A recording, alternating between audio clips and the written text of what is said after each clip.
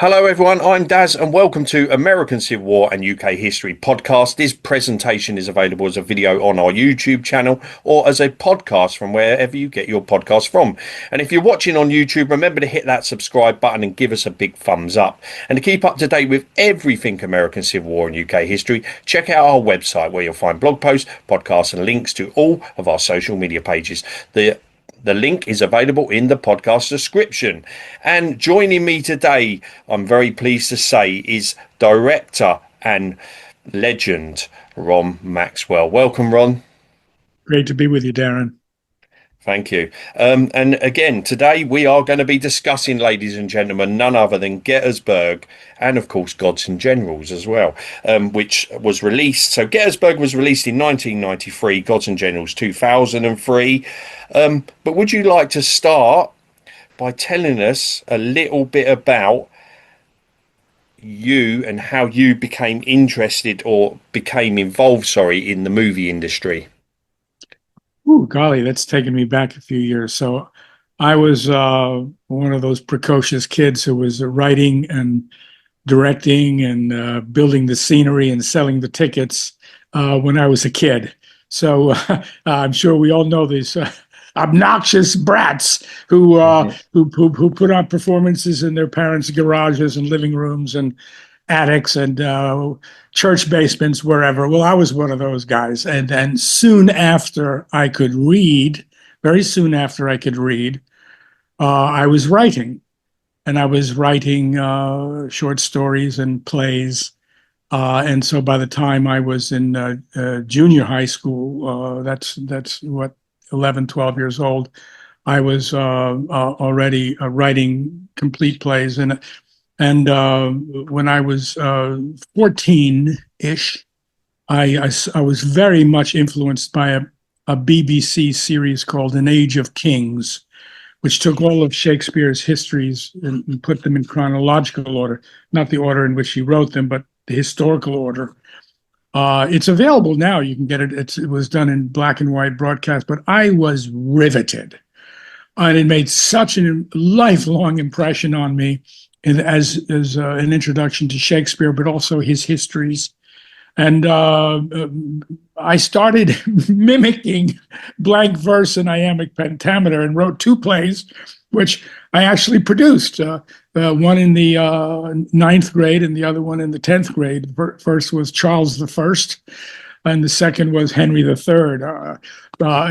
Two that Shakespeare had missed. So, well, he wasn't alive when Charles I was a king. Anyway, that started me. So I was deeply into theater, and I became a theater major at New York University. My undergraduate days, I was always on stage, always in rehearsal. My junior year, I actually played Hamlet before I acquired this lisp, which I acquired after some dental work in my 30s, go figure. But anyway, I played Hamlet in my junior year at NYU, which was one of the great experiences of my life. And then I went to graduate school. I went to graduate school at New York University's Institute of Film and Television. So with the arrogance of youth, I thought by the time I was 20-ish that I knew everything I had to know about theater. And so I wanted to learn how to make movies. And so instead of going to the theater program at the School of the Arts, I went to the filmmaking program. And little did I know it was a divergent path for me, because I've hardly ever been on the stage ever again. I sometimes miss it. But in any case, that early work in the theater gave me a great sympathy and understanding for what an actor does, the process of creating a role. And it's led me to be very sympathetic and understanding of what an actor does. And it's one of the things I most enjoy about filmmaking is working with actors, helping to birth those performances. So that started me in graduate school at the Institute of Film and Television in New York. And looking back on it, I was among the first formally educated filmmakers before 1970, which was the year I graduated in the master's program. There were film studies courses and some occasional film production courses, but you couldn't get a degree in filmmaking. So before the late 60s, the way you learned how to make movies was to be apprenticed, the old-fashioned way, to go on a movie set, become someone's assistant, become an apprentice. So I was in that transitional generation that was formally educated. And now, as we know, there are really excellent film schools the world over. Uh, and that basically started me on my filmmaking journey. Excellent, thank you. And you made some good movies in the early days, didn't you? And you got to work with people like Dennis Quaid and Mark Hamill, didn't you? In is it the '81 movie that you the night the lights went out in Georgia? So that's really cool. You've literally not that long started, and you're working with these fantastic actors. Yeah, the night the lights went out in Georgia was my second Hollywood picture. Uh, Before that, I had started in 1974, working at WNET New York, which was the flagship PBS station back in the day.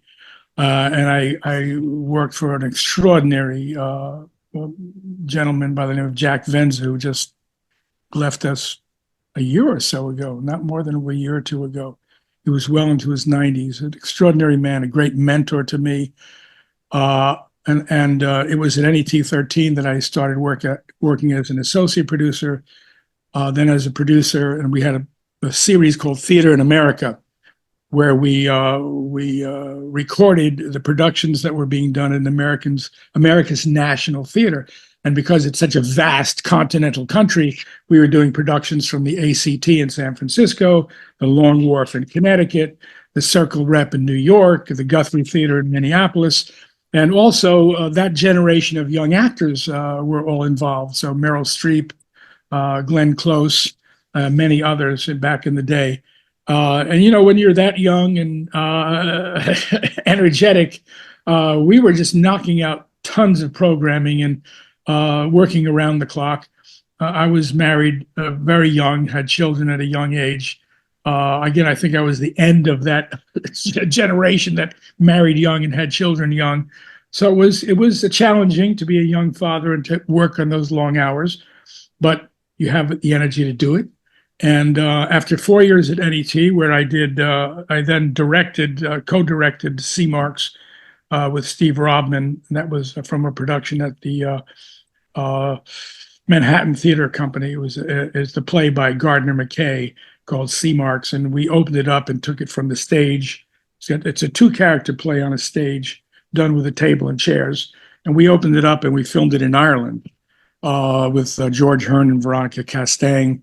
And that provided me with one of the great experiences of my life. My very first trip to Ireland, we were filming in Dublin at Ardmore Studios, and the West Coast, we were filming in Achill Island in January.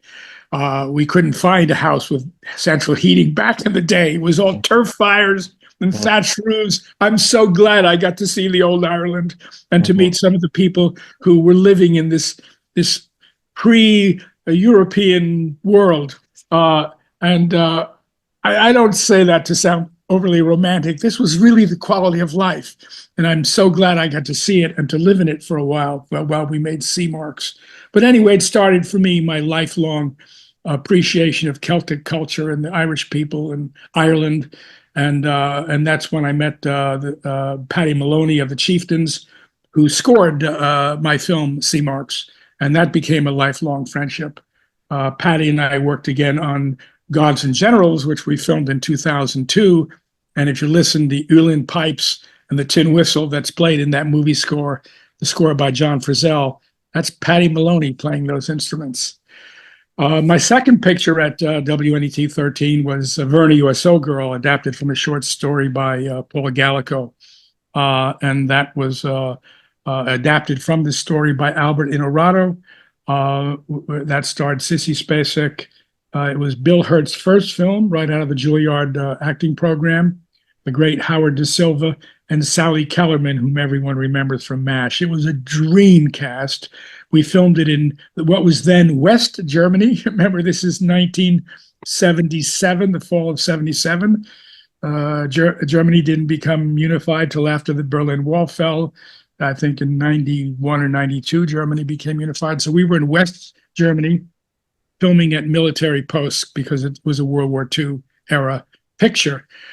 And that picture was very well received. It had what we call rave reviews, and that's what got me invited to Hollywood with offers to direct my first Hollywood features. The first one I did, as we know, was Little Darlings with Christy McNichol, Matt Dillon, Armand Asante, and Tatum O'Neal. Another wonderful, wonderful experience. And that film was a big hit. And then it was after that that I was offered the picture of The Night the Lights Went Out in Georgia, which was, again, a terrific movie. And that explored the relationship between a brother and a sister, which is rarely explored on film, with really, really magnificent performances from both Dennis Quaid and Christy McNichol. I believe it was Dennis's first leading role. He had been in movies before. He was in The Long Riders with his brother. But to best of my knowledge, it was his first leading role, and he was just terrific to work with, and he delivered a great performance. So that takes us right up to 1982. Nice, thank you, Ron. Excellent. Okay, so I've got to ask, what first drew you to the American Civil War as a subject for film? Is that something that you'd had in the back of your mind for quite some time? Actually, Darren, no.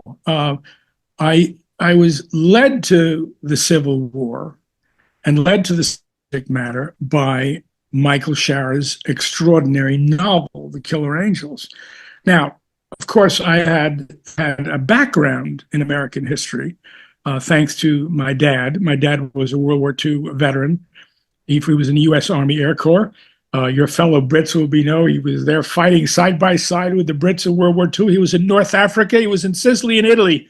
And I have a great photograph of him smoking a cigarette in his uniform in front of the Vatican the week that Rome was declared an open city, which was the same week, June of 1944, of the Normandy invasions. Well, obviously, he lived to tell the tale. I had a great father, great mother, too. I'm blessed to have great parents, as we know, is one of the great blessings of life. And I certainly was blessed. And my mother was a war bride. So my father and mother met during the war. She was in France, in occupied France, literally liberated by the U.S. Army and by my father. They were married after the war. And we all came, me as an infant, we all came in the late 40s back to the United States, where I grew up and I've lived all my life. But it was my father who took my younger brother and I to historical sites. My father was a great reader of history, of biography, of literature, of poetry. He learned his trade while he was in the U.S. Army Air Corps, which was radio and communications, and that's how he made his living. But his great passion was also always history and literature, and I guess I inherited that from both my parents, because my mother, too, was a great reader, in her case, of French literature. And so when we were kids, quite young, my father took my younger brother and I up to the historical sites that were in our part of the world. We grew up in New Jersey, so that was colonial history, which, for Americans is ancient history. For you Brits, it's the day before yesterday. Yeah, we don't really like talking about it's a sore subject. So we would visit the sites of the French and Indian War. And if the British audience that will see this, those who have yet to visit America, it's a beautiful part of the country. It's upstate New York, lower Canada, where the war was mostly fought, the French and Indian War, or as the Europeans called it, the 7 Years' War. And there are still very beautifully maintained spots, which we visited during my youth. Fort William Henry, which was a wooden fort built at the bottom of Lake Champlain, which was rebuilt in the 1950s and 60s. And then at the north of Lake George, at the south of Lake Champlain, is Fort Ticonderoga, which is the original stone fort built by the French as Fort Carillon. A magnificent site. I mean, you go there, and luckily there's been almost no development around it. So it's really stepping back in time. So my background growing up was in colonial history, the American Revolution, the French and Indian War. I'd never visited a Civil War site before reading Michael Shaara's novel, which obviously made a deep impression on me. And before I was finished reading it, I read it on the train. I was afraid to fly in those days. I read it on the train from New York to Los Angeles. And before I arrived, because it's a 3-day trip, I'd finished the novel. And the first thing I did when I got off the train in 1978 was to call my agent and said, let's try to find out how we can option this book. Because I knew right then and there I wanted to make a movie from the Killer Angels. Yeah. And so did you actually have the chance to meet Michael Shaara? Well, yes, we tracked down where he was. He was living in northern Florida at the time, and he was a professor at the time. And his subject was English literature. And got in touch with him, and he agreed to come up and see me. But at that time, I hadn't made my Hollywood pictures yet. I'd made the ones I referred to earlier at PBS. And the second of the two, Verna USO Girl, got me an Emmy nomination. So I wasn't a total cipher, but I have not yet made Hollywood movies. So, but he had an open mind, open enough to fly up to New York to meet with me. And we had a couple of great meetings. We met initially, and then we met again. And he decided to trust me with the option. So we structured a deal, and I sent him the first check, and I started optioning. And once I had the option, I started working on the screenplay, which took me a couple of years actually to write, because in the intervening time, I started working on my Hollywood pictures, and I was trying to do the writing in between what we call in the business the go pictures that I was slated to do. The first being Little Darlings. But sometime in I want to say 1980, perhaps 81, in that time frame, I had a screenplay, and I wanted to hear it, and so my good friend Richard Jordan, who provided me a lot of excellent feedback on the screenplay, we organized a reading backstage at the Mark Taper Forum on a dark night. And between Richard and I, we invited 15 to 20 actors, wonderful actors like Peter Donat, Dana Elcar, and others. And we met around 6 p.m.-ish, and we read through the whole screenplay, and we finished by before midnight with a break for sandwiches in between. And at the end of the reading, because I was taking notes the whole time, what sounds right, what needed to be reworked. But at the end of the reading, the assembled cast, after the scene where the Chamberlain brothers embrace, there was a pause, and they all broke out into a spontaneous, sustained applause. It was, I heard that as an endorsement that I was going to make the movie. I kind of knew that night after that reading that I had no idea at that point, 1980, it would take me another 12 years to make the movie and another 13 or 14 before it would be released. But it gave me the conviction that night that I would see it through. Yeah. How hard is it, Ron, to adapt a book to a screenplay? Is it difficult? Well, yes and no. Yes, because there's no getting around the time and the concentration and the work you have to put into it. But it's I don't see it. I don't feel it as difficult because it's something I really enjoy. So like any kind of work, if you enjoy what you're doing, if you're a sculptor, if you make pottery, whatever you're doing, if you enjoy the effort in the moment seems effortless. I'm sure everyone can understand what I'm talking about. If you're doing something you don't enjoy doing, then it's drudgery. It feels like drudgery to us, and every second seems like an eternity, even if you're being well paid.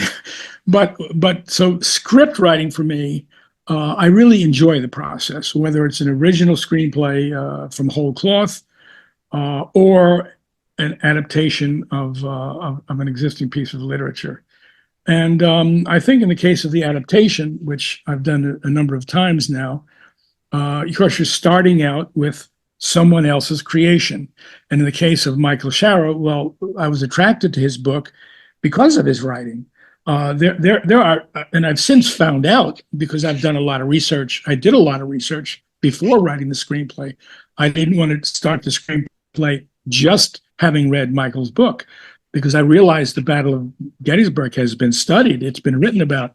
So in that process, I started reading about the Battle of Gettysburg by historians, and I met Civil War historians, among them Gabor Borit, who was then the head of the Civil War Institute at Gettysburg College, and we then became great friends and are still great friends.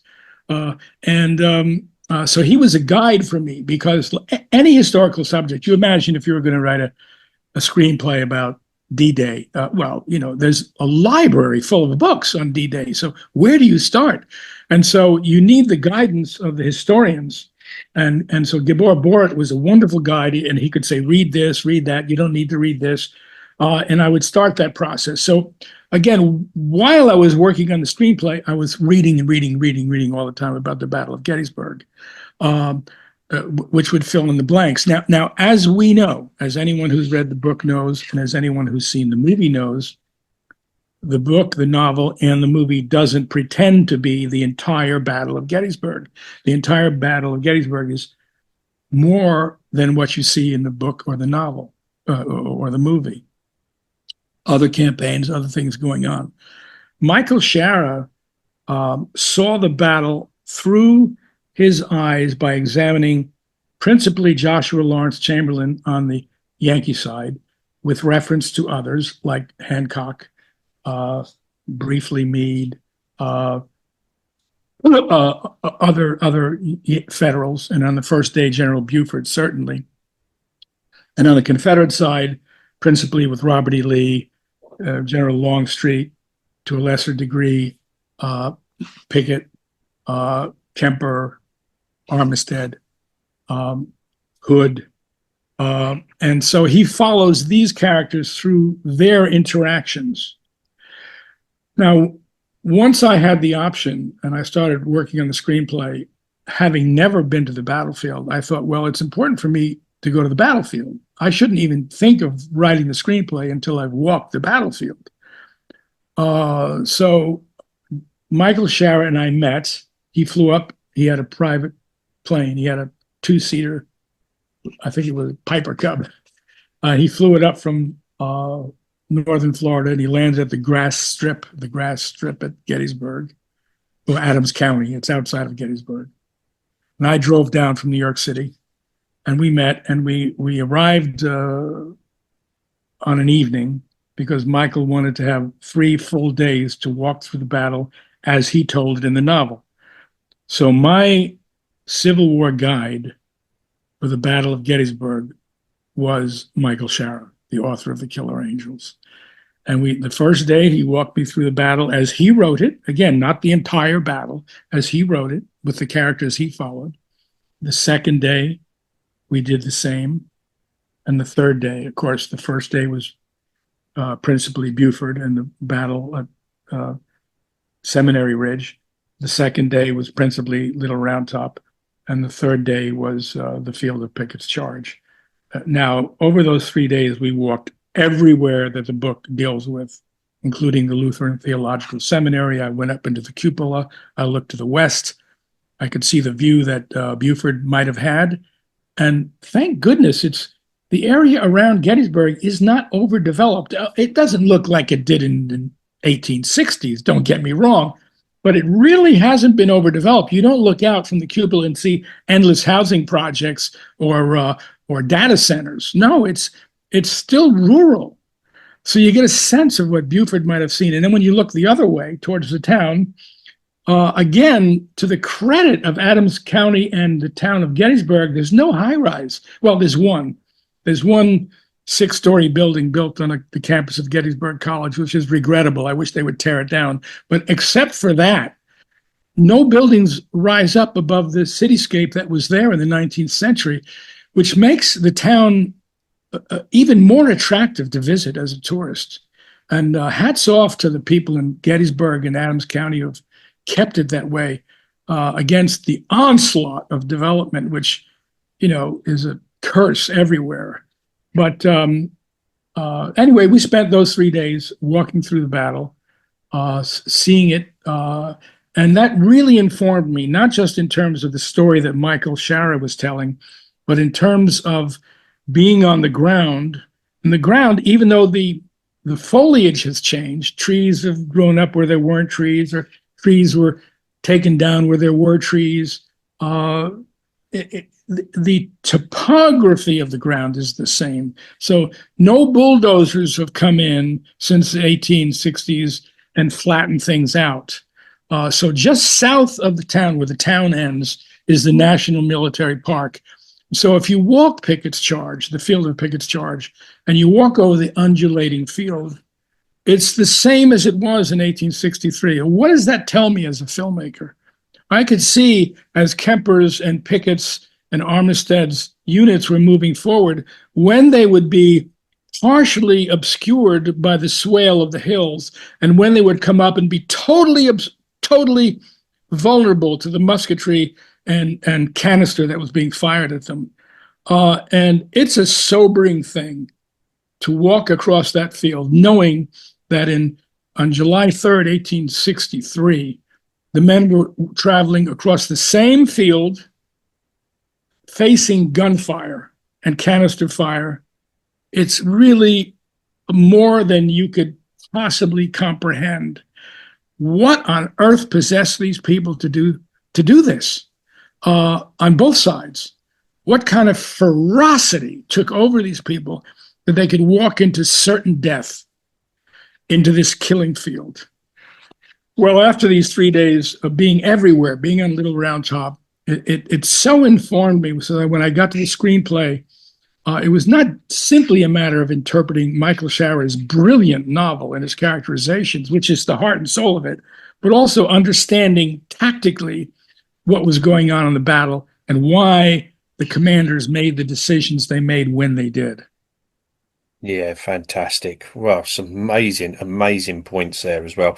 And I have been to Gettysburg myself, and I think it's the sort of place you go there once and it just hooks you, especially if you're invested in the story of that battle, and it's just an amazing place. It really is.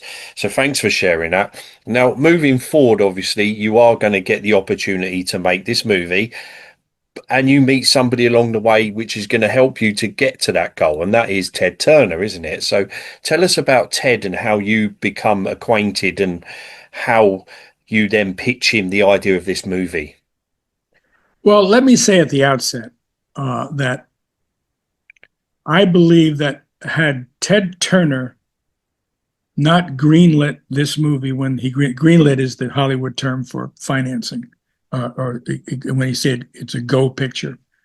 Sorry for throwing in Hollywood jargon, but if it were not for Ted Turner, I believe the movie never would have been made, never.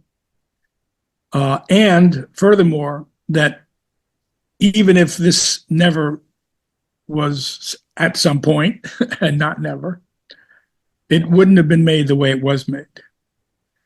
Because Ted Turner gave me total artistic freedom.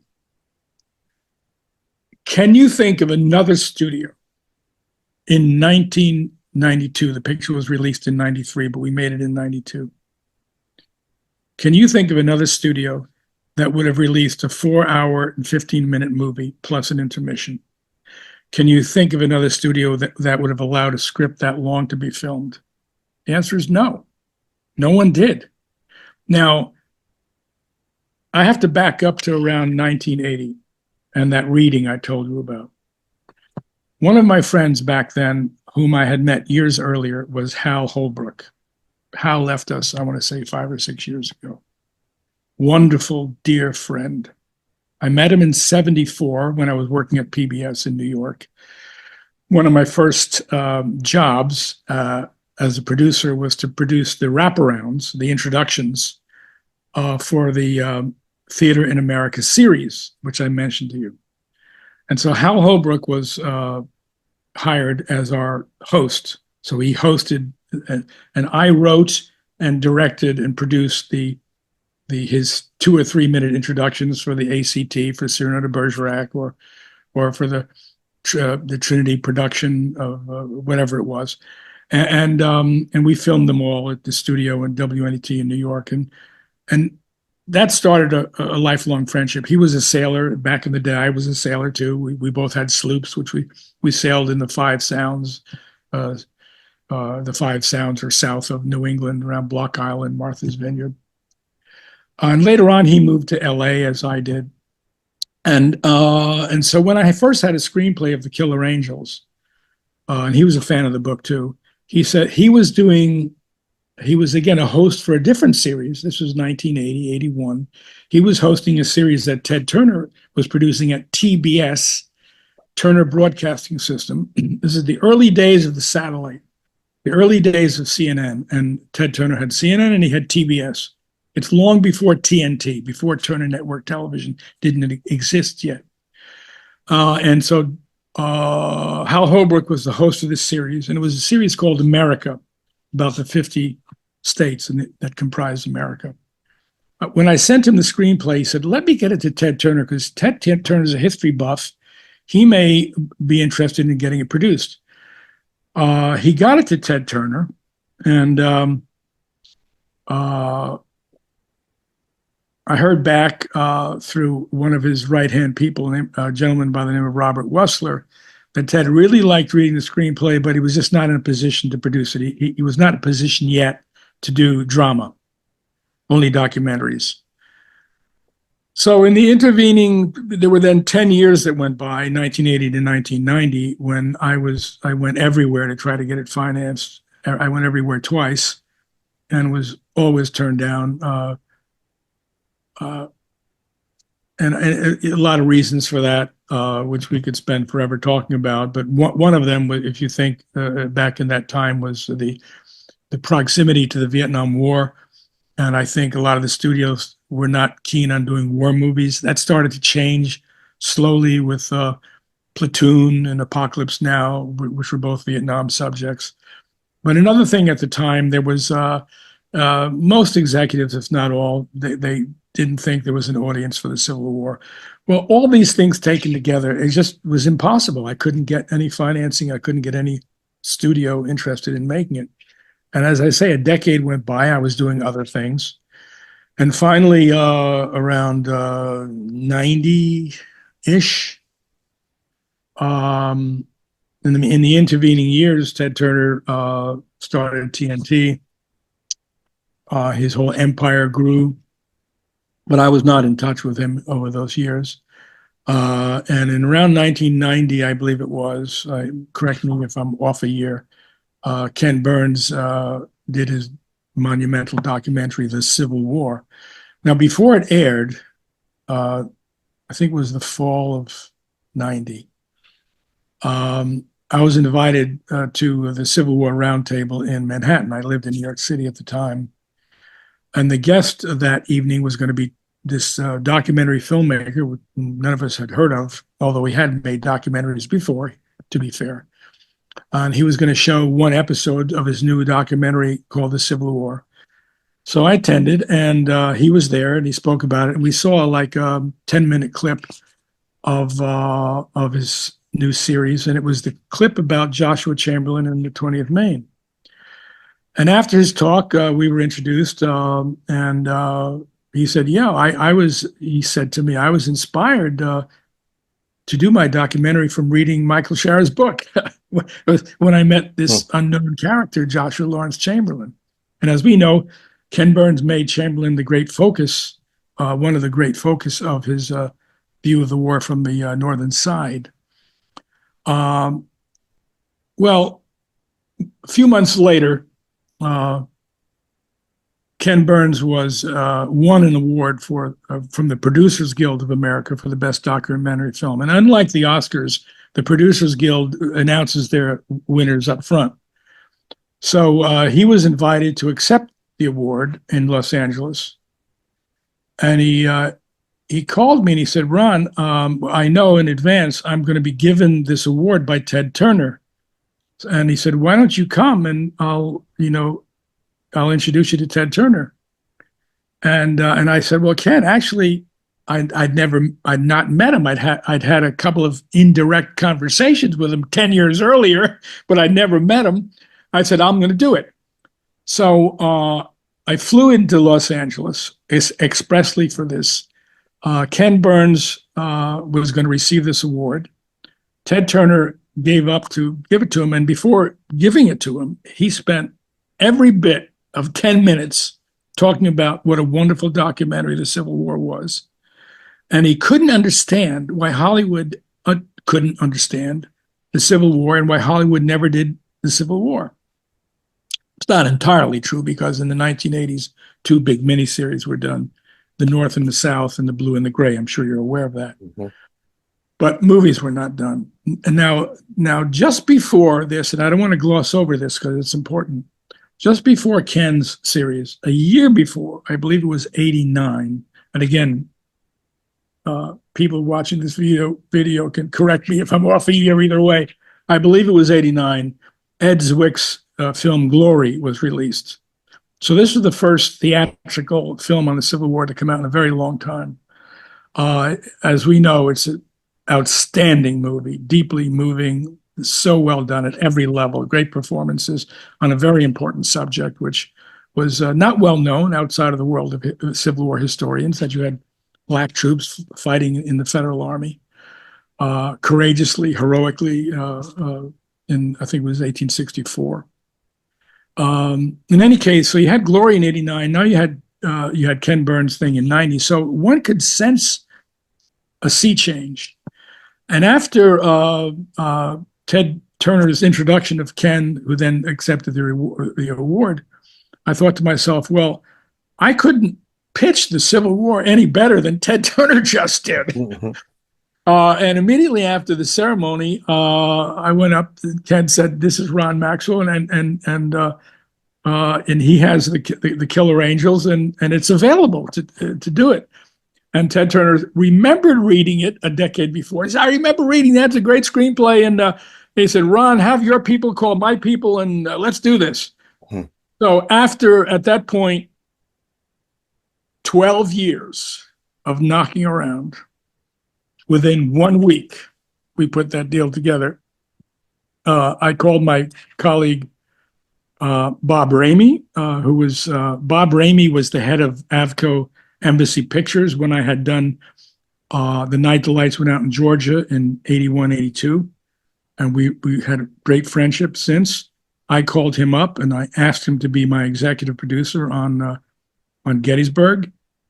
He made the call to Dennis Miller, who was then the head of production at TNT. Obviously, Dennis Miller already got the call from Ted Turner. And in 1 week, we put that deal together.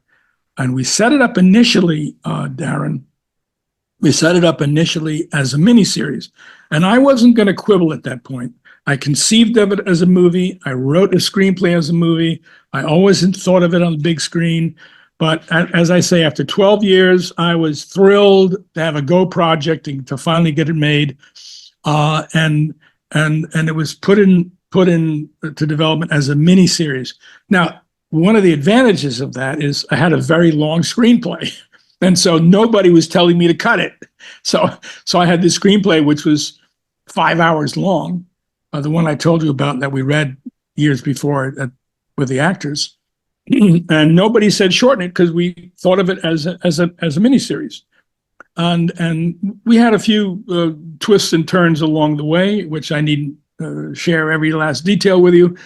But by the spring of 1992, we were in pre-production, and as we know, we filmed it the summer of '92, and we were like, I want to say one week, maximum 2 weeks into filming, somewhere in that time frame, when we got the word from Ted Turner that the specific word I got back, Ted didn't call me, but I got it back through his executives. Ted thought this stuff, the dailies he was seeing were way too good and way too big for television. That's what came back to me. And they wanted to release it as a movie. Well, everybody thought, whoa, now thank goodness when we started filming, when I spoke with the executives at Turner, and I said, look, I think if we want to have any kind of an afterlife for this, like special screenings or whatnot, we should film this in the 1:8:5 format. Now, 1:8:5 isn't CinemaScope. We filmed CinemaScope on Gods and Generals. That's called 2:3:5. The aspect ratio is 2:3:5. That's widescreen. That's like Oppenheim. And that's how we film Gods and Generals. But most of television is shot in an Academy frame. Back in the day, that may be entirely different now, but back in the day, and we're talking about 92, which is more like a square, because it's destined for the square, the way the TV screens were at the time. Again, they're different now. Everything's changed. But back in the day of broadcast television. But we thought that would be limiting, because then it could never have another life. And so let's shoot it in 1:8:5. Now, 1:8:5, I shot, for instance, The Night the Lights Went Out in Georgia in 1:8:5, which is a theatrical release format. And so everybody agreed. Thank goodness we did, because had we started filming in Academy frame, we never would have been able to have a theatrical release. And we would have been 2 weeks in. We couldn't reshoot everything. So because we had filmed it in 1:8:5, which is a widescreen format, we knew at that point we could release it as a feature film. Well, nothing else changed, Darren. The budget didn't get bigger. The shooting schedule didn't get bigger. We had 62 days. We kept 62 days. Nothing else changed. So the budget was $15.5 million. I know a lot of people find that hard to believe, but that's the budget. And we finished it on time. We had 62 days scheduled. We finished it on 62 days. We had $15.5 million scheduled, budgeted, and we came in on budget 15.5. And then, but as I say, from that second week of shooting, so far, certainly no further in than that, we all knew, everybody knew we were making a theatrical feature film. Now, I don't know what happened with the deals with the actors and SAG and all that. I just am not aware of that.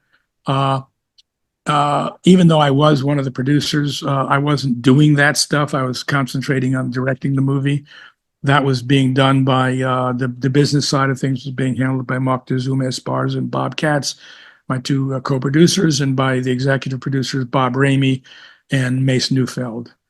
So we proceeded to make a movie and release a movie. So there's a lot of misinformation because of how this movie began. So I can't stress enough, and I'm really happy to have this opportunity with you, Darren, to set the record straight. It was always conceived as a theatrical feature film, albeit a big, long one. It was momentarily greenlit and started as a miniseries and almost immediately switched back to a movie. And importantly, it was released as a motion picture. It was released in November 1993 as a motion picture. And again, by the time we got ready to release it, Ted Turner was so thrilled with the results that he said, I want to have 70 millimeter prints. Now, again, we filmed it on 1:8:5. So he wanted to create the illusion of even bigger screen, wider screen. Now, of course, this could be done, and we did do it. It costs money. So we had, remember, this is in the days of film. This is before digital. So we had our negative, which is what you have before you make a positive print. We had a negative made for release in 1:8:5, 35 millimeter 1:8:5 release, traditional in theaters. But we had a separate set, I think of like 20 or so prints made in 70 millimeter. And that was billed in the 70 millimeter. It's different projectors. Not every theater's had it. So we had a double theatrical release in the 1:8:5, 35 millimeter regular movie release and 70 millimeter release. Now, because the movie was so long, 4 hours and 15 minutes plus an intermission, so it made it a 4.5 hour experience. That meant one screening a night. So you had a matinee screening and one screening a night.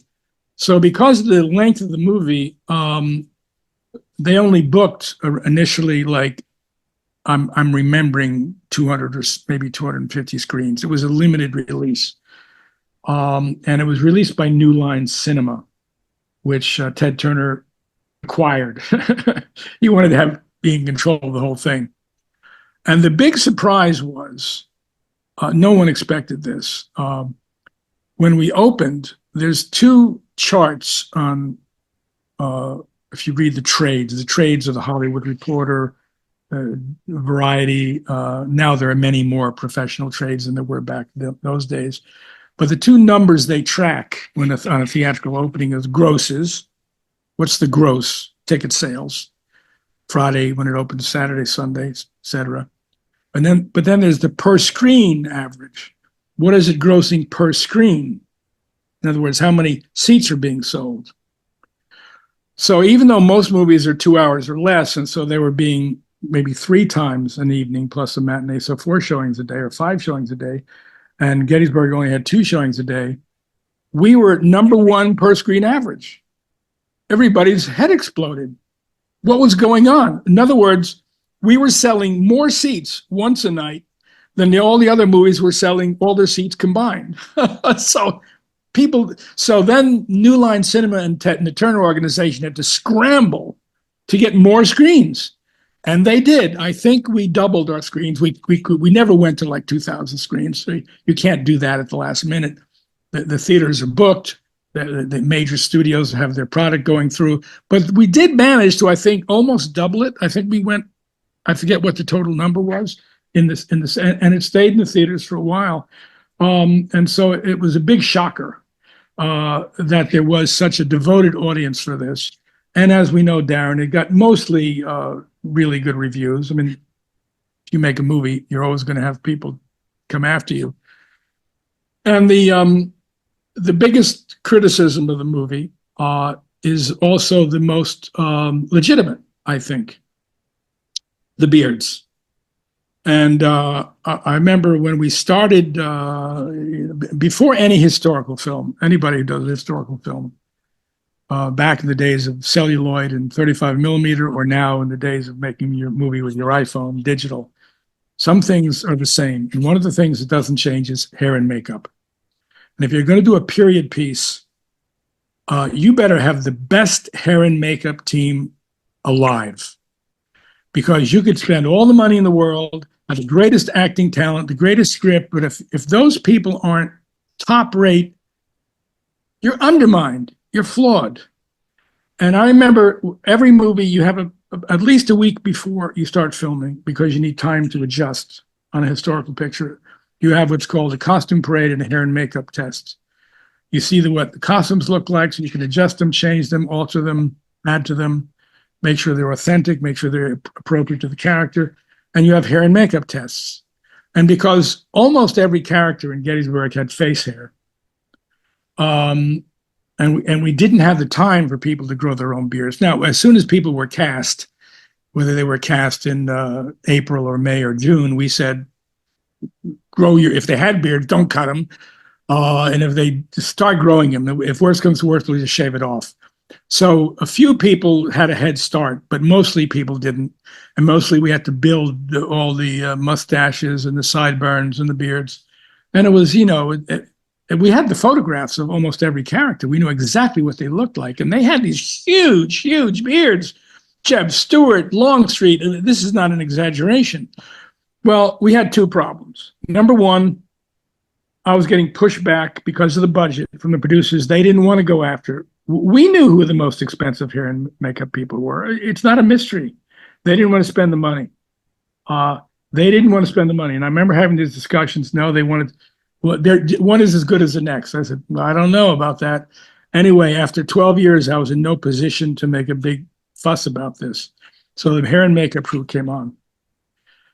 The second problem was with my dear friend, Tom Berenger. And Tom was a dear friend, is a dear friend. I saw him at the reunion, the 30th reunion 2 years ago. and Tom delivered, as we know. He's the ballast of the movie. His performance in Gettysburg anchors the movie solidly. It's a nuanced performance. It's a solid performance. You're captivated by him. And also, the thing about Tom Berenger is he knows Civil War history far better than I do. I mean, he's an expert. He really loves this stuff. Well, so when I say what I'm about to say, Darren, and I've never said it before, it's not in any way to disparage Tom, but Tom brought his own makeup assistant on the set, his hair guy.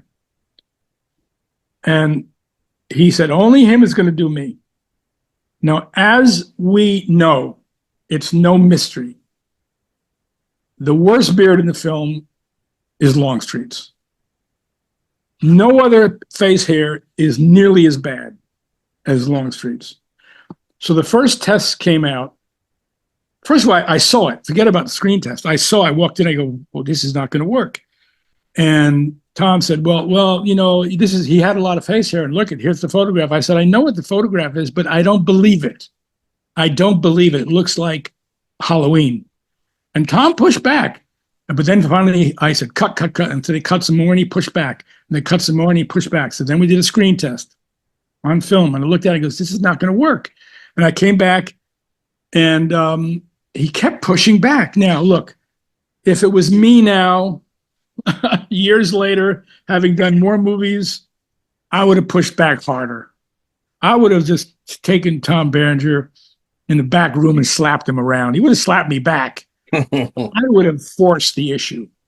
But again, I know I sound like I'm making excuses, and maybe I am, but it was 12 years to get to that point, and I couldn't have a major fight with one of my leads. But I got to the point where he didn't want to hear it anymore. I said, Tom, I just don't believe it. And he said, and he wouldn't do it anymore. He wouldn't cut another hair off that head. And it wasn't just a matter of the volume of the hair.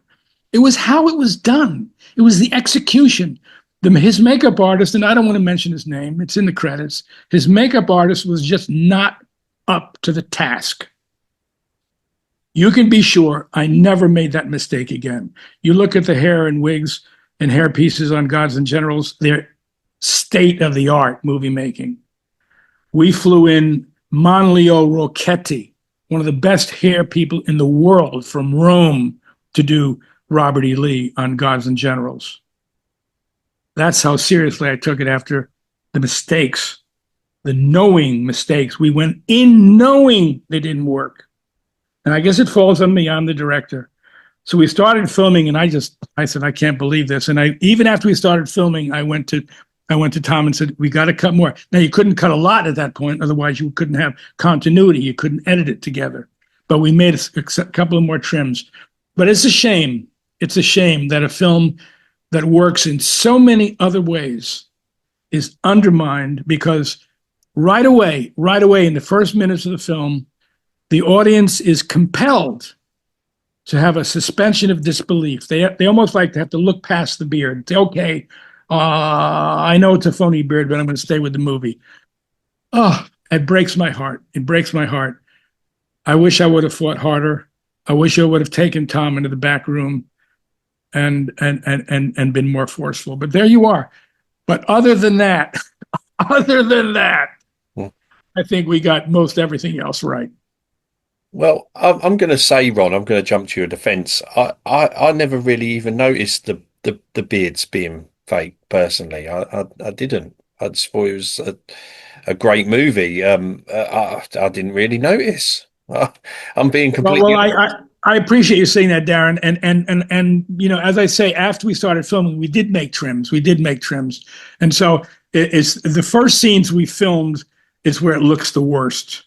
And then we did a few more trims over a week, and then we got to a point where Tom said, "I'm not touching it," and I just couldn't go any further. But I'm not saying, I can understand what you're saying, because if you get involved in the movie and you understand the people in the 19th century had these, you know, enormous face hair, you can maybe see past it. Mm-hmm. And again, you assembled this great cast, didn't you? You know, I mean, Martin Sheen and Jeff Daniels, and like you said, Tom. But you do come across Stephen Lang, don't you? And of course, Sam Elliott. You know, so like, Stephen Lang's going to be very integral later on when you get to Gods and Generals, isn't he? But you get guest appearances as well, like Ted Turner, don't you? And also, people might not realise that Ken Burns is actually there, and then you've got Brian Mallon as well. So, what was it like getting these guys together? And did you have an idea of who you wanted to play certain parts before you got into the production side of things? I love this composite you've put together. I've never seen this before. Bravo, Darren. I mean, this is really, I've Well, never. well, we're gonna thank Wikipedia for that one because they put that together. Wow, it's Yeah, pretty. Well, I've never seen it before, and also the photographs are it's a mixed bag because they've got photographs here of the way people looked in 1992 and others the way they look now. So it's yeah, kind yeah. of eclectic. But well, uh, I'd met Bobby Duvall sometime in the 80s. When I already had a screenplay for Killer Angels. And I forget who introduced me to him. We were both living in Manhattan. But I met him at some point and I got him the screenplay. And he loved it. And I said, you know, I'd love you to play Lee. And he said, I'm on board. But the way Hollywood works, there are always exceptions. But generally, the way it works is the agents and the managers don't let you say, I have this actor, because they don't want you to use their talent to raise money. So even though I knew Bobby was interested in playing Lee, I couldn't go around to the studios saying, I have Robert Duvall in this movie. It doesn't work that way. And if you do say that, the next minute you're going to get a phone call from his agent at CAA or ICM, and you're going to get, you know, your head handed to you, and your life will be made a misery. So people don't do that generally, and I didn't. But I knew he was interested in the role back in the day, and so when it was a go-ahead picture in 1992, I let him know, and I said, well, come on aboard, and you'll be Lee. And he was already committed. I forget what he was committed to, but he was not available in the time frame. He was committed to doing something else. So we had to embark on that search for who would play Robert E. Lee. At the same time, the head of TNT at the time, his name was Alan Sabinson. He said we need to have names for the four leads: so Lee, Longstreet, Chamberlain, Buford. We need names for those characters, and if we could get the best names we can for the other characters, fine. But we need marquee names for those people.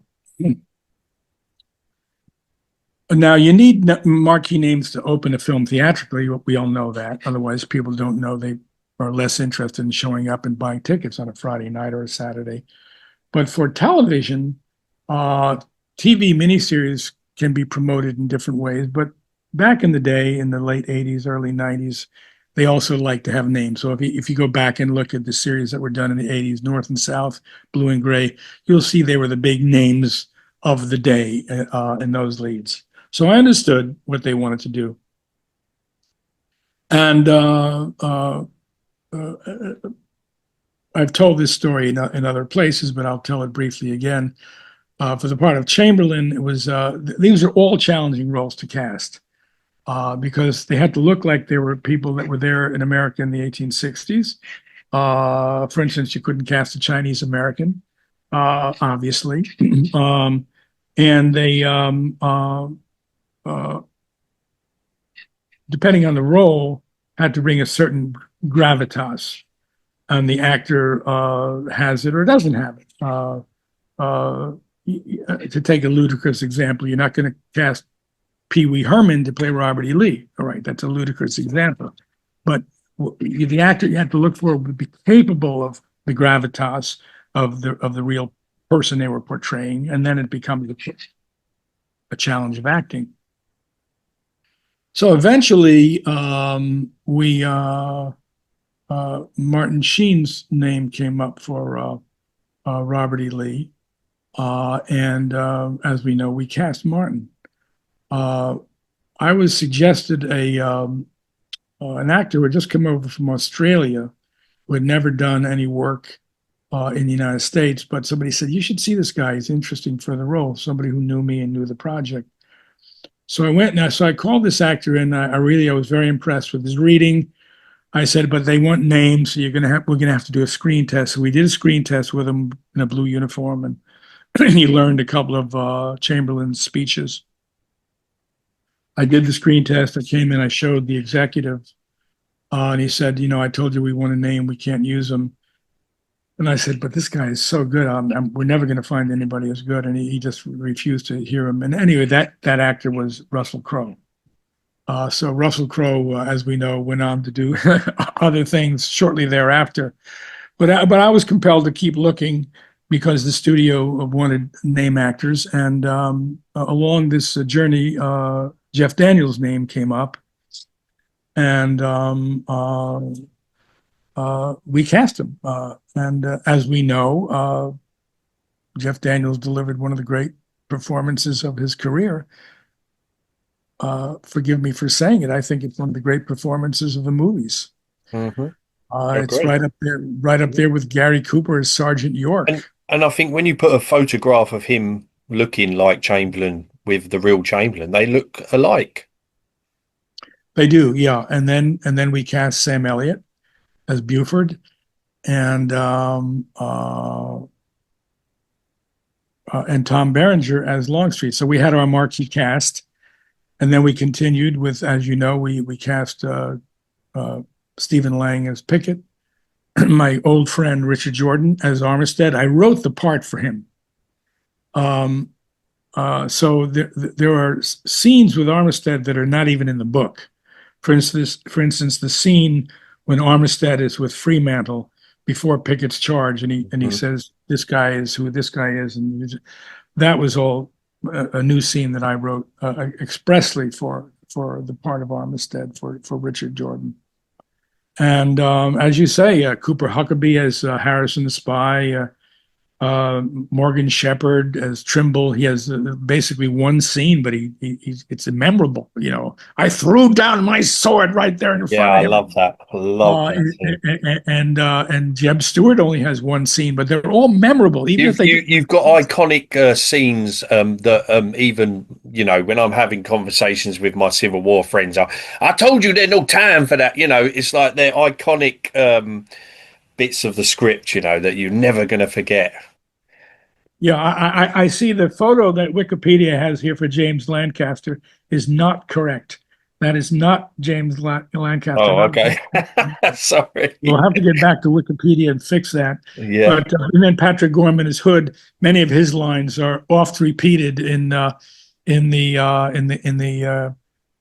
Gettysburg world. 100%, and they're just so great. I just want to go around the rat. I love that. Should have gone around the rat. Yeah, they're fantastic. Honestly, you created something so amazing. It's just so great, and long lasting. But yeah, again, so let's talk about the battle scenes, because and of course descending on Gettysburg itself. What was that like, descending on Gettysburg for that summer? The actual place where this huge, battle took place. Well, the during the 80s, part of the challenge I had when I would try to pitch the project and people would see the screenplay, very few executives read screenplays. That's my experience. They're busy people. They got to handle a ton of work, and they're dealing with hundreds of millions of dollars. So they farm it out to script readers. So the script reader back in the day would get paid $100 to read the script and write a report or whatever they were paid. And so you're having your film script judged by faceless script readers. You don't even know who did it. And that's what the executive sees. And so part of what the reports, and I got to see some of them, even though the filmmakers generally don't see these, the reports back goes is unproducible. As written, this script is unproducible, which means back in the day, $100 million. Now, I knew better because I've always thought and operated and functioned as an independent filmmaker. I don't make movies retail. I've never thought that way. But I soon saw there was a double problem here. One problem, Darren, related to what we spoke to earlier, the perception among film executives back in the day that there was no audience for this. That perception persisted until Glory, Ed Wick's film. And even though Glory did well and it was well received, it wasn't like a box office sensation. So there was this perception, and that's what we call in the industry the upside potential. No one could see the upside potential. Even if we make this, who will come? The other problem I had, as I just alluded to, was it was perceived, they would read these readers' reports, and the readers' reports would say unproducible, $100 million plus to create this battle the way it's written on the page. And that is called the downside risk. So between the downside risk being perceived as off the charts and the upside potential as being perceived as zero, I couldn't get it made for a decade, more than a decade. Now, the upside potential, you're dealing with a crystal ball. All you can do is say, well, there is an audience, but you can't convince somebody of that if they don't have it in their head. Now, the one who felt differently about that was Ted Turner, which is why he was the first and only guy who finally made Gettysburg, because he could see the upside potential. He could see the audience. But Ted Turner this is just one more example of the fact that he is a visionary. He sees what other people don't see. His whole life, every project he's touched, that's his great gift.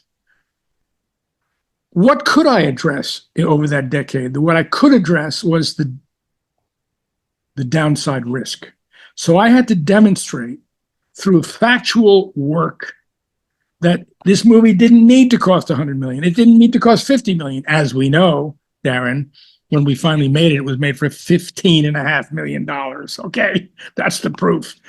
But I had to overcome these wildly inaccurate projections that these faceless people were making. So I couldn't just ignore it. So in the decade of the 80s, I thought, well, yes, to try to make this in the United States, thousands of costumes and bayonets and muskets and cannons and sets, it would be very expensive. So I looked to Eastern Europe. Now, remember, I mentioned earlier when I did Verna USO Girl in West Germany in 1977, but the Cold War. That didn't change until the fall of communism in 1989. So before 1989, east of East Germany were all captive nations by the Soviet Union. Poland, Czechoslovakia, Hungary, Romania, etc. And I had no illusions about what was going on behind the Iron Curtain, except it was a place where European filmmakers went when they needed big armies. So when Dino De Laurentiis was involved in his movie Napoleon, they filmed it in Ukraine, which was then part of the Soviet Union, with the participation of the Red Army. So it was possible in those days, in the 80s, if you needed big war scenes, like Sergei Bondarchuk, the great Russian filmmaker, made in War and Peace, you might be able to make a deal with the Red Army, such as it was in Poland or Hungary. So I actually went, a lot of work, a lot of time, and a lot of money, to Hungary, to Poland, to see what could be done in terms of working with their armies, and then film it in Poland. Can you imagine? That's how desperate I was to make this producible. So in 88 and 89, I was in Eastern Europe, and I was crunching the numbers to try to deal with this. And I believe it was in 88 that I took a flight from Budapest to Berlin, which is, so in those days you had to fly from Budapest to East Berlin, got off the plane, went right into a bus, and went through Checkpoint Charlie, which is barbed wire, German Shepherds, AK-47s, the whole 9 yards. I'm glad I got to go through that because people forget the world was divided in those days between a totalitarian, horrific regime and the free world. I'm glad I had that experience, and I would never have had it had I not been trying to put this, consider making Gettysburg in Poland. Well, as we know, the following year, the wall came down, East Germany was liberated, the communist empire dissolved. But another thing was happening simultaneously to all this. In the United States, there was a movement called the reenactor movement, where Americans took it up as a hobby to portray Yankee or Confederate soldiers. And they were not even doing this in the abstract. So each reenactor would assume the role, in some cases, of their own ancestor, if they knew it, if they had done that research, or if not their own ancestor, of someone from where they lived. So they weren't there as a Confederate or as a Yankee. They were there as a particular person that they found from the archives or from the records, which makes them all living historians. Now, I know some people look at these people and say, well, it's a weird hobby or they're strange people. Well, I don't know about weird and strange. This is what I can say. They're your neighbors. They live everywhere. They're from every community in America, North and South. They're from all professions. They're blue collar. They're white collar. Some have PhDs in history. Some are car mechanics. It's a cross section of humanity, and a lot of the women involved are wives, sweethearts, sisters, daughters. They're involved too, and they do the civilian reenactors. Now, there are people who do reenactment, as you well know, Darren, in your country, who do the English Civil War, you name it, all aspects. Yeah, well, I've done them both. I've done the English Civil Wars, and I will just say quickly, the Southern Skirmish Association, which is the British American Civil War, they've been reenacting since 1968. But because of the movie Gettysburg and Ken Burns, you had a real, surgence of uptake. Yeah. Well, I understand, and we had, when we did Gettysburg, we had a contingent from Britain and from Ireland. We had British and Irish reenactors, and both the Confederate and Yankee. So anyway, this was all happening, and this movement was happening. And by 1988, there were now tens of thousands of Civil War reenactors. Now, again, we have reenactors who do World War I and the French and Indian War and the American Revolution, but the great bulk of reenacting is the Civil War. So in 1988, I went to the 125th anniversary reenactment at Gettysburg, which was stunning.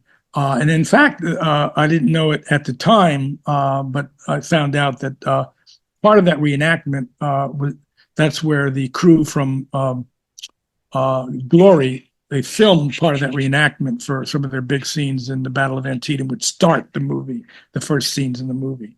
They took advantage of those thousands of reenactors who were there. But in 88, I realized that we could make the movie in America because of the reenactors. And I shifted everything around to thinking of it in terms of making it in there. And then also in terms of making it at Gettysburg, not somewhere else, making it right at Gettysburg. So I worked with the people that I met who were organizers in various reenactments.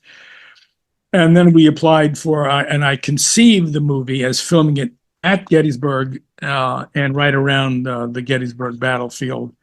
And at that time, so before we even had it set up at TNT, I knew I wanted to make it at Gettysburg. So by the time I had studied it, and that was my production plan, and I did all that work, and that was what I was trying to pitch at that point, even before we set it up with Ted Turner. My plan by then was to film it in America, to film it at Gettysburg with reenactors, and with crunching the numbers, making budgets accordingly. So by the time we made the deal with TNT, I was determined to make it at Gettysburg, and then some of the production executives pushed back because Pennsylvania is not a right to work state. And so it's controlled by all the unions. And I'm not against unions. I belong to the Directors Guild of America, the Writers Guild of America. I work with SAG. I've worked with Teamsters. But sometimes there are places where you can make a movie less expensively. And they're called, what's in America, right to work states. So people were suggesting I film it in Louisiana or I film it in Georgia. And I was pushing back. I was saying, no, I've done all the studies. The topography of Gettysburg is unique. There's no place like it in America. We can bring the crew there. We don't have to move. The crew goes in one hotels. The cast goes in one hotels. We never move again. We stay there. And finally, it wasn't easy, but my argument prevailed. And it was agreed to film it at Gettysburg. And at that point, we needed to get permission from the national park. And the first answer from the National Park Service was no way. And then we went back again, and the second answer was hell no way. And so, but I was persistent, as we know, after 12 years. I'm a Capricorn. And I went to a meeting that was attended by the Park Service and some of the Park Service people. And a couple of the Park Service people get up there and they strenuously argued against permission to have us film on the battlefield. And they said it would interfere with tourism. It was dangerous. We trashed the battlefield. I mean, we wouldn't respect the history. It just everything they could think of, they threw at us. And I made the argument, Darren, I said, look, this battlefield belongs to the American people. Mm-hmm. It doesn't belong to the Park Service, although I respect the fact that the Park Service are its custodians, and I respect every single Park Service ranger that's working here. You're doing God's work as far as I'm concerned. But it doesn't belong to the people who are wearing the Smokey the Bear hats, the park rangers, any more than it belongs to the people wearing the baseball caps, the filmmakers. It belongs to the American people. And the story of Gettysburg belongs to the American people. And the movie we want to make belongs to the American people. So let's work together. We're not working at odds here. We have the same mission statement. We want to protect this battlefield. We want to bring attention to this battlefield. We want to help this battlefield live for future generations and tell its story.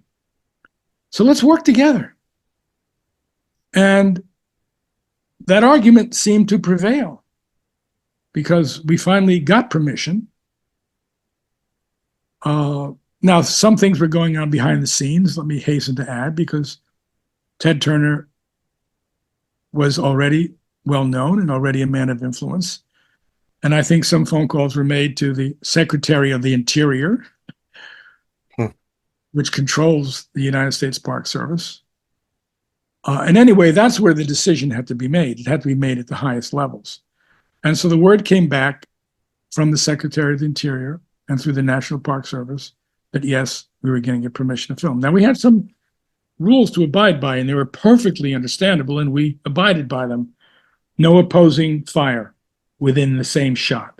In other words, in the same shot, we couldn't see anybody shooting at each other. You could shoot this way, or you could shoot that way, but you couldn't do this because they thought it would be too dangerous. Mm-hmm. Now, we're using blanks, but they're real muskets, real bayonets, so that was an understandable concern. They didn't want to have that level of danger within the National Military Park. We said, no problem. We will abide by that rule. Second rule, we're not going to obstruct visitation. Fine. So wherever we filmed, we put up yellow tape, like at a police investigation, in such a way that it didn't interfere with the roads. Well, we didn't want to film on the roads anyway. That was not an issue. And there are paved roads, as you know, all through the battlefield that tourists can drive on. And then we had it cordoned off where we were filming so that people could sit and watch us from a distance, but we didn't interfere with the flow of tourism. We were very good about abiding by that. So our own camera equipment, our trucks, we never obstructed that. And of course, we couldn't move anything like a statue or a monument. Of course, we never thought of doing that. And anything we damaged, we had to pay for it. Well, of course, we didn't damage anything. And of course, we kept the place clean. We didn't leave a paper cup. And when we started filming, perhaps this is not amazing, perhaps it is. We filmed 62 days. And I'd say 60%, I'd have to go look at the schedule, 60% of the 62 days was within the national park, within the National Military Park on the battlefield. The other 40% was filmed outside in private property. Wherever we had to do this kind of fighting, hand-to-hand fighting with bayonets, where you saw the people shooting at each other in the same frame, the things we couldn't do in the park, that's off the park. That's on private property. But the field of Pickett's Charge, for instance, that's right on the field of Pickett's Charge. Now, when we get up to the angle, now we had to recreate in private property. We had to build the stone wall, the angle. That's when you see the melee at the angle. That we didn't do there. But the whole charge from the tree line all across the field, right up to the Emmetsburg Road, that's on the actual field of Gettysburg. And in all the filming we did, there were tourists there all the time, because we were there in July and August. Not once did we have to redo a take because a tourist talked too loud, hit a car horn. No. Those thousands of tourists were quiet and respectful to the work we were doing. It's a testament to the people who visit the battlefield. And we didn't lose a take. Think of that. We didn't have to do anything twice because a visitor made a noise that would have interfered with it. They were just engrossed in what they were seeing. They came up to visit the Gettysburg battlefield, and they saw these, Martin Sheen or Tom Berenger. They saw these actors bringing it to life. About 2 weeks into the filming, Darren, one of the park rangers who was most adamant about wanting us to film there walked up to me on the set, put out her hand and said, "Mr. Maxwell, let me shake your hand. I was wrong not wanting you people to be here. I'm so glad you're here, and I'm proud of what you're doing." And I thought to myself, Darren, now that's a victory, winning someone over. And, we filmed, it was, I think, a happy experience for all. And so that was the summer of 92. The summer of 93, well, two things happened. The film came out in November 93, as we know.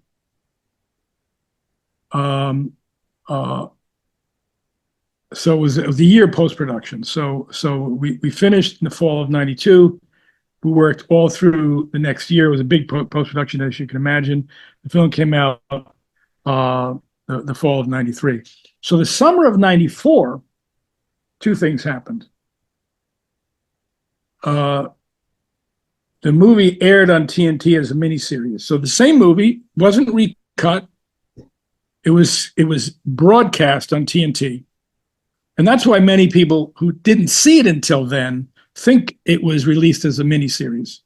No, this was 2 years after we filmed it, and almost a year after it was released theatrically.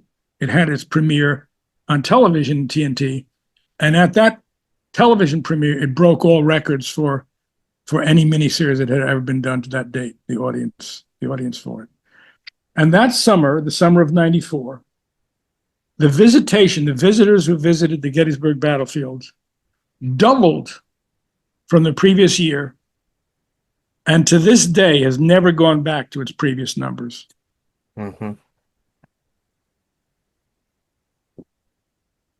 Absolutely.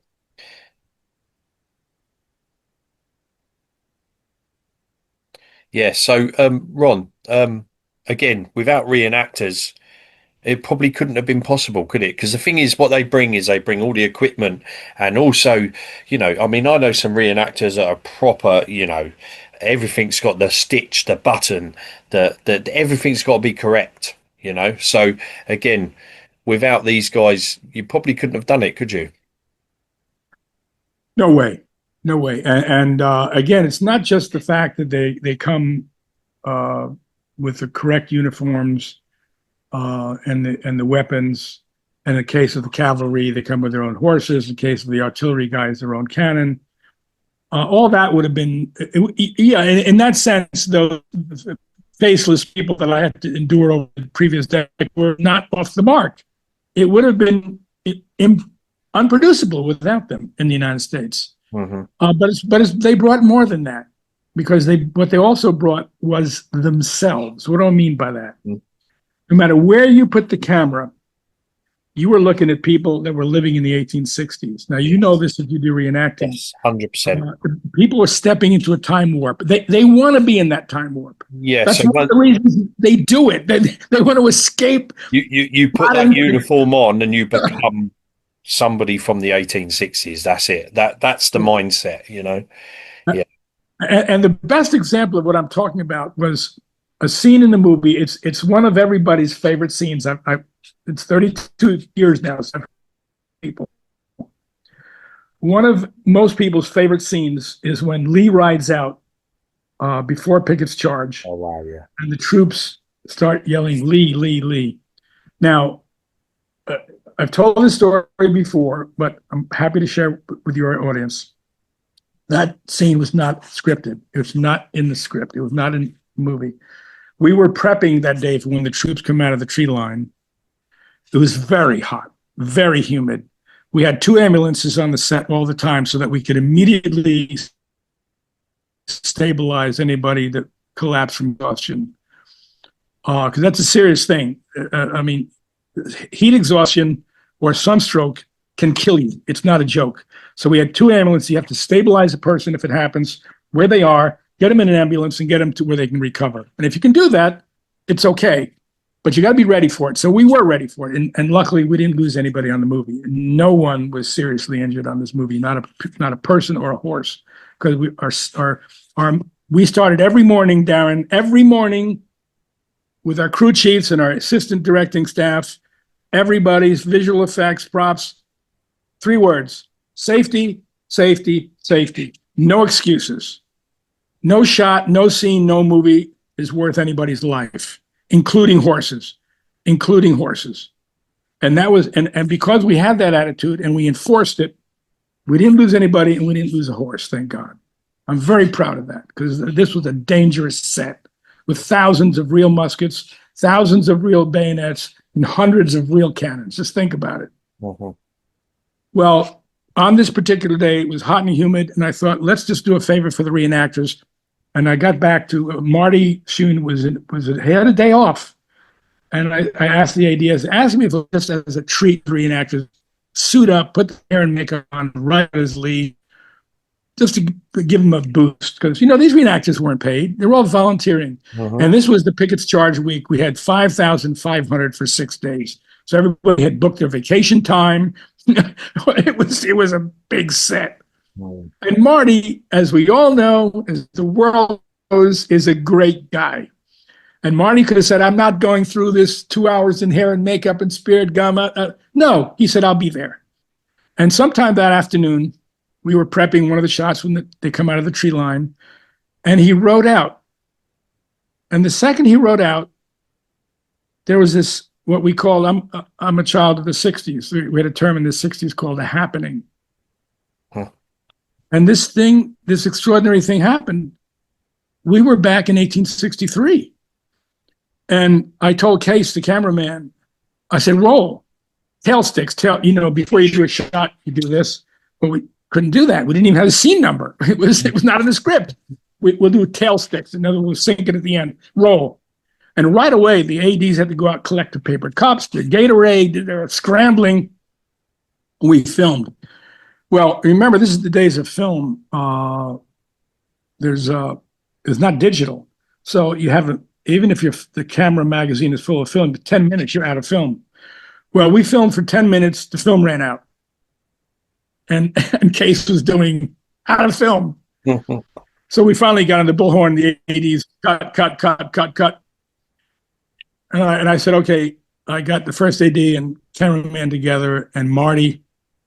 And I said, change of schedule. Whatever we had for the rest of the afternoon, we're moving it to the next day.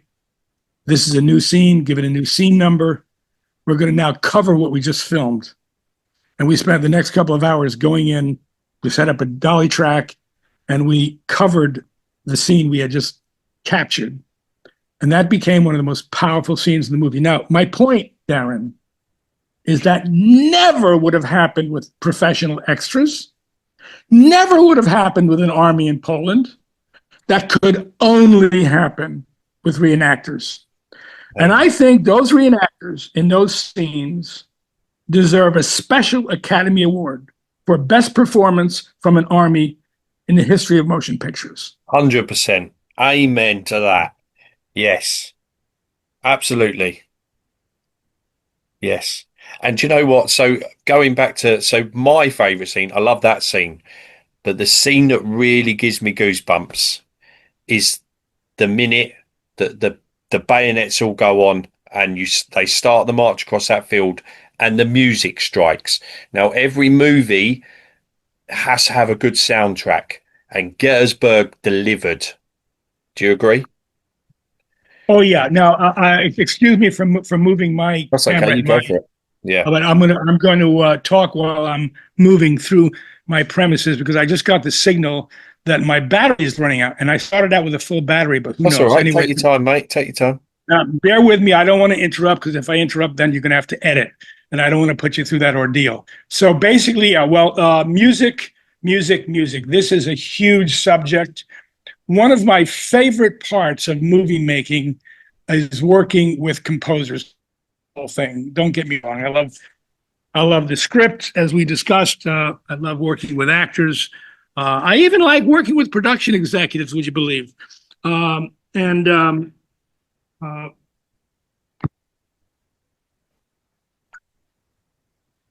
certainly one of my favorite parts is working with composers.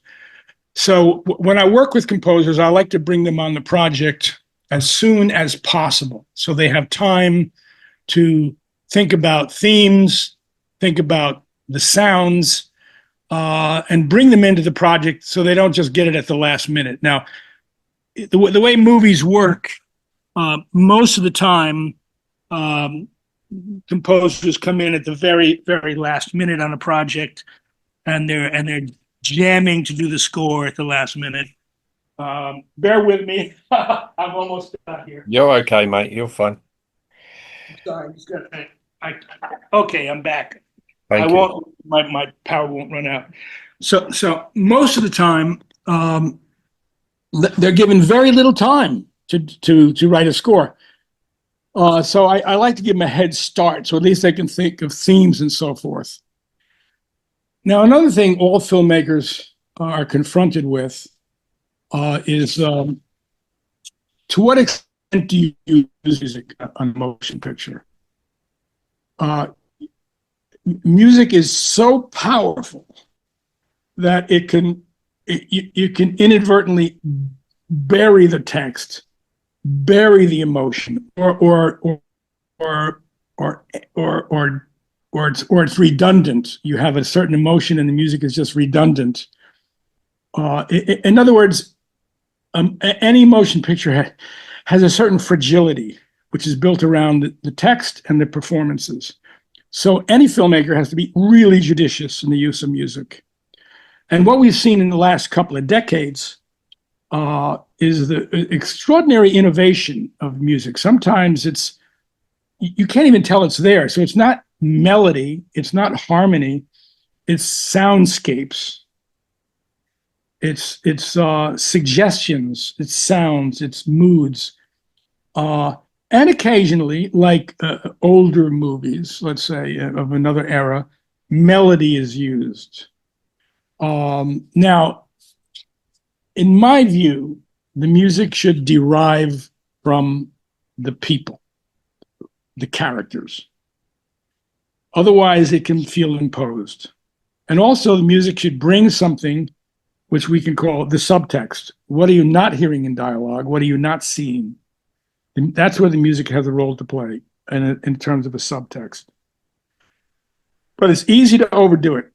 And now in the 3 Civil War movies I've made, I could have opted for soundscapes. That's certainly a legitimate option. And other filmmakers might have taken the same 3 scripts and not used melody and harmony the way I did in my movies. But I felt that these people in the 3 movies living in the middle of the 19th century were in a world of melody, were in a world of harmony. And so I thought it belongs to the people. So I opted for composers who could work in that idiom, melody and harmony. And then the question became, what melodies?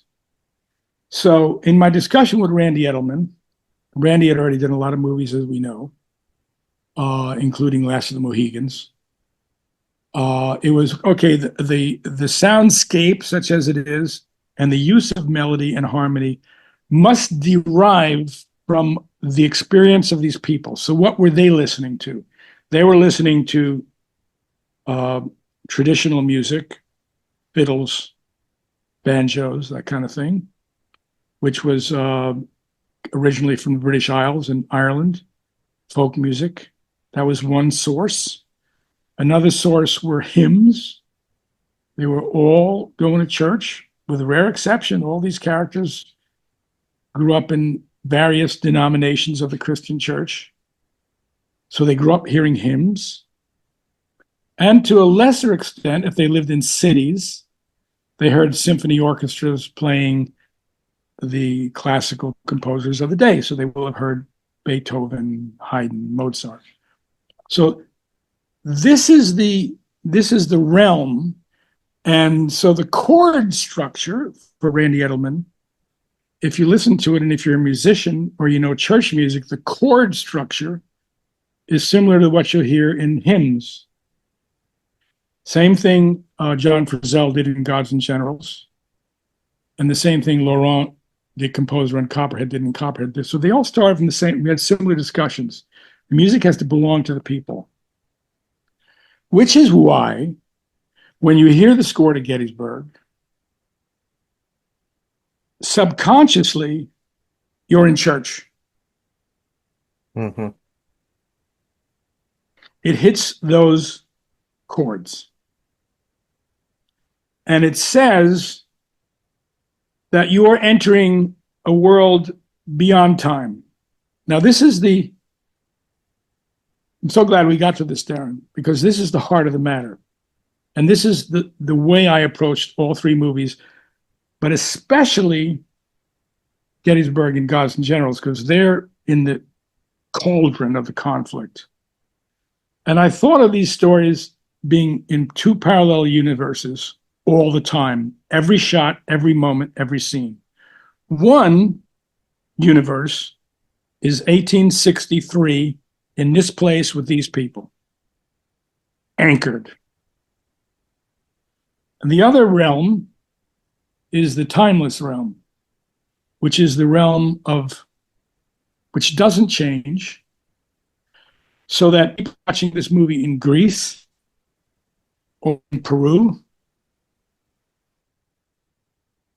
know absolutely nothing about the American Civil War, emotionally understand it, because that other parallel universe is fratricide. And that everybody understands. And the opposite of fratricide, as the French say, l'envers du médaille, a medal has a shiny side and a dark side. L'envers du médaille, the opposite of fratricide, is brotherly love. So I kept this in mind all the time. So while you see the ferocity on the battlefield, killing, hand to hand, point blank, at the end of a bayonet, you also see this deep brotherly love as personified in the case of Gettysburg between Hancock and Armistead. Which is why one of the scenes that's not in the book, another one of my scenes, is with Hancock and Chamberlain when they're musing about how ironic that Armistead and Hancock would find themselves on opposite sides of this momentous battle. So these kind of conversations become very important with the composers, because the composers then are dealing, have to understand this. You're making a film which is about Battle of Gettysburg, but it also is timeless and elemental and classic, and is going to be seen in a larger context, in a Homeric context. Now, this is not an abstraction. I don't mean this to sound grand. I'm aware it could sound grand, but it's because this is our heritage. We all grow up knowing the stories of Odysseus and Iliad. And this American Civil War is the American Iliad. And that's how we approach the telling of the stories. And that's why they're the size they are. Gods and Generals is also 5 hours. They're both 5 hours long.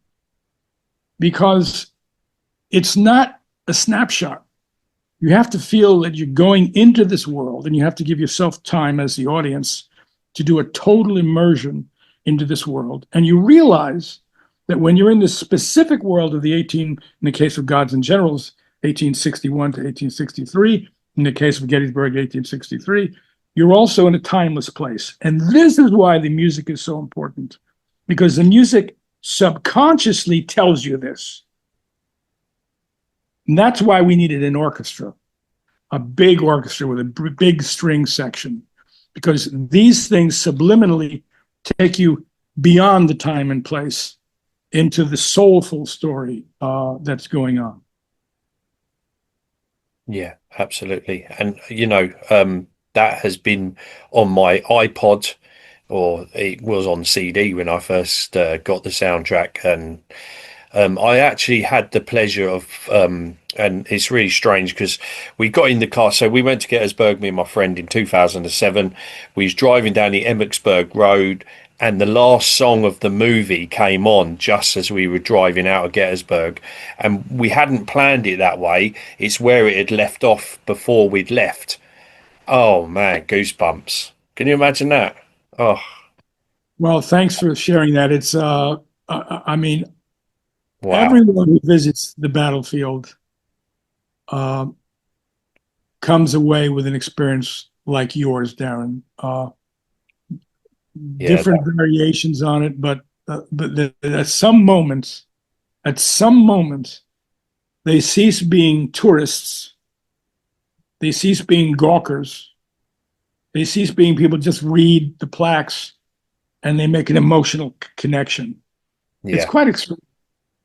Yeah, I've made a lot of emotional connections with Gettysburg, but again, through this movie, again, the reason I went to Gettysburg is because of this movie. Now, my origin story of this movie is, just quickly, I'll go over it quickly, is I was an English Civil War reenactor, started in 2003, and in 2004, my friend came with this cardboard box of VHS videos, and inside this box was Waterloo, Cromwell, and the 2 VHS videos of Gettysburg. And I put them on the shelf. And one night I came home from work. I was like, you know what? I'm going to watch the first one. No, I ended up watching the second one as well because it was that good. And from that moment on, I was like, I need to go to Gettysburg now. And that's what happened. I went to Gettysburg because of this movie. It's so last reach. And of course, my interest in the American Civil War comes about. And then eventually I stopped reenacting the English Civil Wars and will join the 4th US Infantry here in the UK and become an American Civil War reenactor. And I haven't looked back. So, just want to thank you for such a fantastic movie. Thank you so much. I appreciate that. It's been out there for 32 years, and I've come to realize now that it'll probably be around Oh, long it's long lasting, yeah. and it's been embraced. It's part of the cinematic pantheon of our cinematic history, It's on all the lists of war movies. It's humbling. I'm grateful for it. And we got lucky. What can I say? What do you think? There we go. Well, that was a fantastic Ron Maxwell. I hope you enjoyed the first episode of this two-part series. The second part is about gods and generals. So make sure you go and watch that. The link will be available in the podcast description. And all that is left to say is cheers.